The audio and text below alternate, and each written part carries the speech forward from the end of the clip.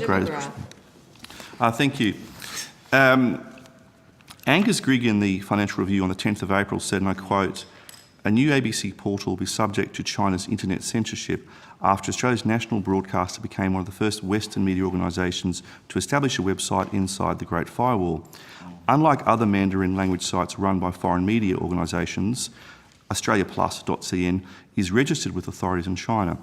It therefore falls under the country's draconian internet and publishing laws, which demand content must not endanger national unity and be consistent with the likes of Mao Zedong thought." What sorts of deliberations were held with the Chinese government about the censorship measures?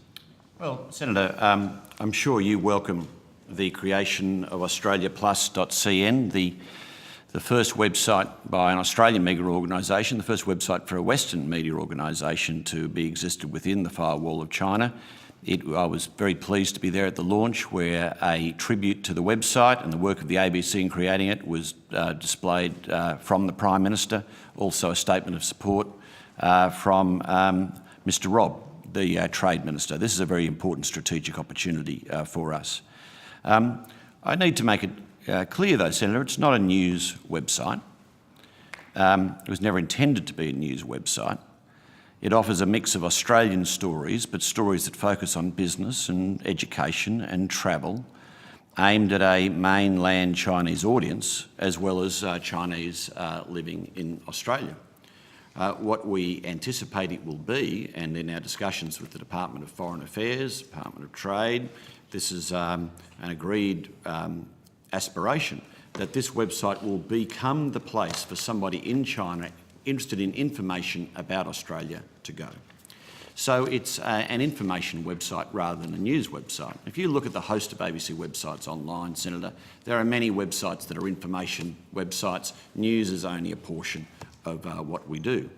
So in the negotiations that I had, and I was involved in a number of talks with the State Administration Office of Film, Radio and Television, with the Shanghai Media Group who've supported us in this, there was no detailed discussion at all about news coverage we would cover and stories we wouldn't cover, because that's not what the website is. It's an information website that tells stories about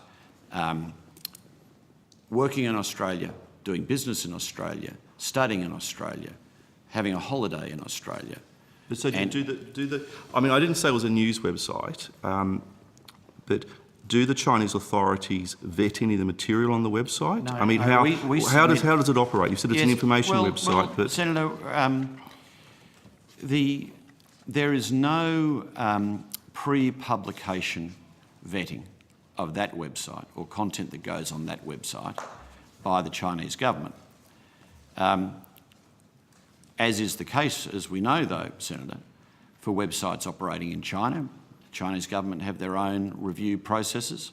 We operate that site with the permission of the Chinese government. If the Chinese government decided there was material on that website that they did not want to be seen by people in China, then they can act accordingly and withdraw our permission to broadcast. Just as they can and have, from times in the past, blocked the ABC's website in English being seen in China, and have blocked other websites in China like the New York Times and others from time to time. But there is no vetting process that's been made.